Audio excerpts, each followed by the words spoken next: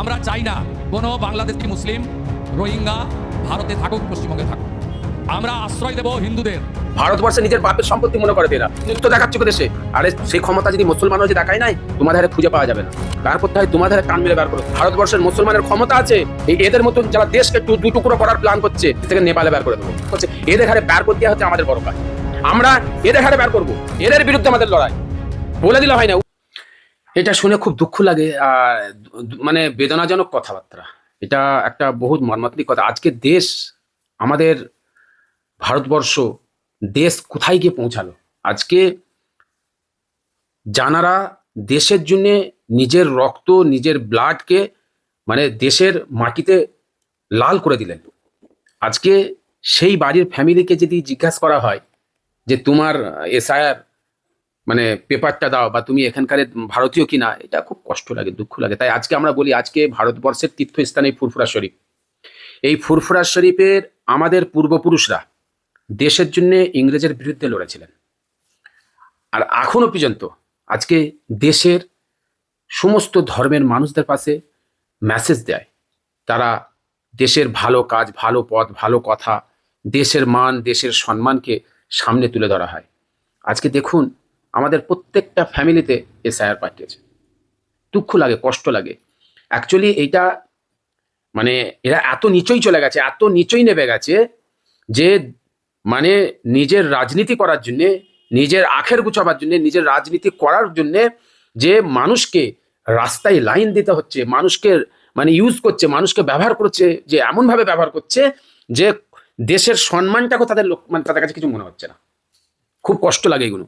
তার সাথে সাথে আমি একটা কথা বলে দিই, আজকে ভারতবর্ষে যেভাবে বিভাজন শুরু করেছে, এই বিভাজন যদি আমরা না রুখে দাঁড়াতে পারি, আজকে হিন্দু মুসলিমকে ঐক্য হতে হবে, এক জায়গায় হতে হবে। এক জায়গায় এই দেশকে বাঁচাতে গেলে কোনো মুসলমান একা পারবে না, আর কোনো হিন্দুও একা পারবে না। যারা কমেন্টে ভুলভাল কথা বলে, এরা দেশকে বিভাজন করার জন্য বলে, এদের কথাই বলিনি আমি। দেশের যারা অরিজিনাল ভারতবাসী, যারা দেশকে ভালোবাসে, যারা দেশের মনীষী দেখারে ভালোবাসে, যারা দেশের জন্য রক্ত মানে ভারতে তারা মানে ভারতের মাটিতে রক্ত লাল করলেন, সব ত্যাগ করে দিলেন, আমি তাদের হারে বলছি, লক্ষ্য করে তাদের হারে বলছি, যারা দেশকে ভালোবাসে। এই দেশকে কোনো হিন্দু কোনোভাবে বাঁচাতে পারবে না, কোনো মুসলমান কোনোভাবে বাঁচাতে পারবে না।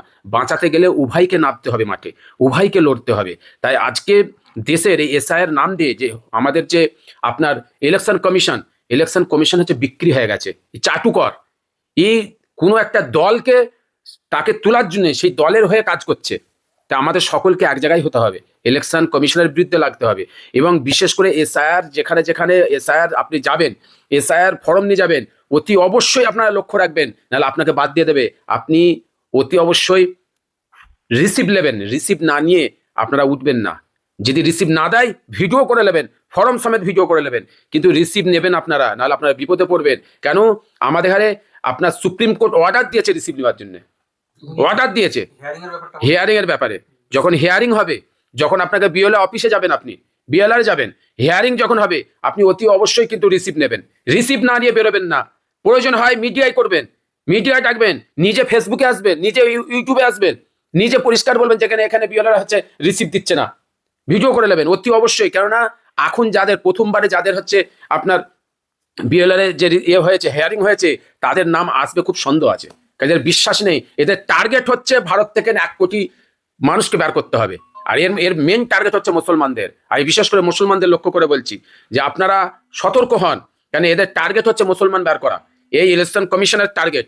সেই জন্যে আপনারা লক্ষ্য করবেন, লক্ষ্য করে আমাদের হাতে লড়তে হবে। আমাদের ভারতবর্ষে আমাদের জন্ম, ভারতবর্ষে আমরা জন্মেছি। আমরা এই অসৎ মানুষদের ঘাড়ে বের করবো, নাহলে এখানেই আমরা পুঁতে যাব, কিন্তু আমরা লড়ে ছাড়বো। আচ্ছা, নেতাজির পরিবার লাইন দিয়ে নিজের নাগরিকত্ব প্রমাণ করো, কতটা লজ্জা? লজ্জা মানে লজ্জাজনক, এর মতন লজ্জার কিছু হতে পারে না। আজকে দেশের জন্য যিনি আমাদের মানে মনীষী, তিনি দেশের জন্য মানে সব ত্যাগ করলেন, শহীদ হয়ে গেলেন, তার পুরো ফ্যামিলি, তার পুরো পরিবার দেশের জন্য সবকিছু করলেন। আজ তাকে, তার ফ্যামিলিকে, তার পরিবারকে দেশের জন্য তাকে দেখাতে হবে, পেপার দেখাতে হবে। তাহলে কোথায় মানে আমরা পৌঁছে গেছি, কোথায় আমরা পৌঁছে গেছি? এখন দেখেছেন একটা কোনো বিজেপির বা কোনো নেতার, বড় নেতার কোনো তাকে এসআইআর হয়েছে? ওই অমিত শাহের এসআইআর হয়েছে? নরেন্দ্র মোদীর এসআইআর হয়েছে? আরো যত এখানে শুভেন্দু থেকে শুরু করে যত নেতা আছে বড় বড় কথা বলছে তাদের নামে এসআইআর হয়েছে। এরা তো বাপের সম্পত্তি মনে করছে, ভারতবর্ষে নিজের বাপের সম্পত্তি মনে করে তো এরা। এই শুভেন্দুর মতন মানুষ এরা মনে করছে কি ক্ষমতা এসে গেছে বলে নাকি? আজকে ক্ষমতা এসে গেছে বলে তুমি ক্ষমতা দেখাচ্ছ দেশে, হিন্দুত্ব দেখাচ্ছ দেশে। আরে সেই ক্ষমতা যদি মুসলমানও যে দেখায় নাই তোমাদের হারে খুঁজে পাওয়া যাবে না। কিন্তু দেশের সংবিধান আগে। মুসলমান সংবিধানকে ভালোবাসে, মুসলমান নিজের দেশকে ভালোবাসে, মুসলমান নিজের দেশকে ভালোবাসে, মুসলমান সংবিধানকে ভালোবাসে, সংবিধানের বাইরে কোনো কাজ করে নেই। তাই মুসলমান চুপ করে যায়। তোমরা যে বড় বড় কথা বলছো না শুভেন্দুর মতো মানুষ, এই যে এরা ভুলভাল কথা, আজে বাজে কথাবার্তা, হ্যাঁ একদম হিন্দু রাষ্ট্র বানাবো। আরে হিন্দু রাষ্ট্র বানাবো মানে হিন্দু রাষ্ট্রে দেশটাকে কি দুটো করতে চাইছিস? 40 কোটি মুসলমান যাবে কোথা? এই 40 কোটি মুসলমানকে কি তুই আলাদা দেশ দিবি? পাকিস্তান যাবে, ভারত বাংলাদেশ যাবে? এত সহজ নয়। পাকিস্তান তারা বেঁচে লাইনে, বাংলাদেশ তারা বেঁচে লাইনে, তারা দেশকে ভালোবাসে, দেশে ছিল দেশে থাকবে। তোমাদের ক্ষমতা নেই, বের করতে হয় তোমাদের টান মেরে বের করে দেবো, নেপালে বের করে দেবো। যে তোমরা যে বড় বড় কথা বলো, এই ভারতবর্ষের মুসলমানের ক্ষমতা আছে, এই এদের মতন যারা দেশকে দুই টুকরো করার প্ল্যান করছে এদের আরো হচ্ছে দেশ থেকে নেপালে বের করে দেবো, অন্য দেশে বের করে দেওয়ার ক্ষমতা আছে। সেটা বলছে আমরা সরকারের জিহাদি বাংলাদেশি রোহিঙ্গাদের টান মেরে বাইরে। আমি ওইটাই বলছি, কে বের করবে? ওকে কে টান মেরে বের করে দেবে? ওর ক্ষমতা আছে? ও তো মিডিয়ার সামনে ঘরে বসে কথা বলছে, এসে বলুক না, রাস্তায় নামতে বলো। কত ক্ষমতা আছে ওর, কত ক্ষমতা আছে? ও মুসলমানদের জিহাদি করে বের করে, ও তো সবচেয়ে বড় জিহাদি। আজকে আমার দেশকে, আমার রাজ্যকে দুটো টুকরো করে দিচ্ছে, হিন্দু মুসলিম ঐক্যকে নষ্ট করছে এরা। আজকে দেশের আমার রাজ্যের আমনকে নষ্ট করেছে এরা, ঐক্যকে নষ্ট করেছে এরা। কিন্তু আমার রাজ্যে কেউ কোনো হিন্দু মুসলিম এর কথা গুরুত্ব দেয়নি, আমরাও দিই না, কেউই গুরুত্ব দেয় না, আর গুরুত্ব দেবো না। আমরা আছি, একসাথে থাকবো। এ দেশ হিন্দু মুসলিম সকলের দেশ, এ দেশ হিন্দু মুসলিম সকলের। এই রাজ্যে, এই জন্মভূমি, এই দেশের মাতৃভূমি, এই দেশ, আমরা সবাই একসাথে থাকবো, একসাথে লড়বো। আর এর মতন যারা দেশকে নষ্ট করছে, যে জিহাদি বলছে, অমুক বলছে, তমুক করছে, এদের হারে বের করে দেওয়া হচ্ছে আমাদের বড় কাজ। আমরা এদের হারে বের করবো, এদের বিরুদ্ধে আমাদের লড়াই। বলে দিলে হয় না, ও যখন কোনো মুসলমানকে বলবে জিহাদি, তোমরা ঘুরিয়ে বলবে ইও জিহাদি।